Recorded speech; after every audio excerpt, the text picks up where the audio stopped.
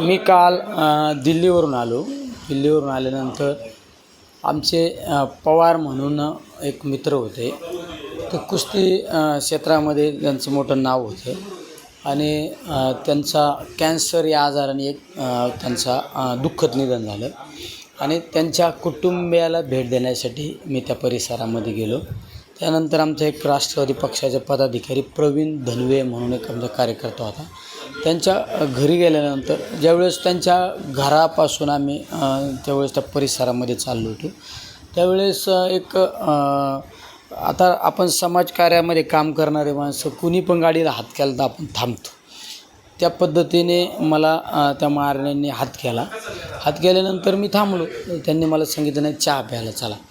चहा प्यायला आम्ही चहा प्यायलो. त्यांनी सत्कार पण केला. पण मला सन्माननीय व्यक्ती कोण, त्या व्यक्तीची पार्श्वभूमी काय, ही मला कुठली माहिती नव्हती.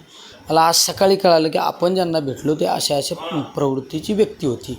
तसं ही गोष्ट म्हणजे एक ॲक्सिडेंटली गोष्ट घडलेली. तर मला ह्या गोष्टीची काही जाणीव असती तर मी त्या ठिकाणी गेलो नसतो. जरी ॲक्सिडेंटली ही चूकच म्हणायला पाहिजे.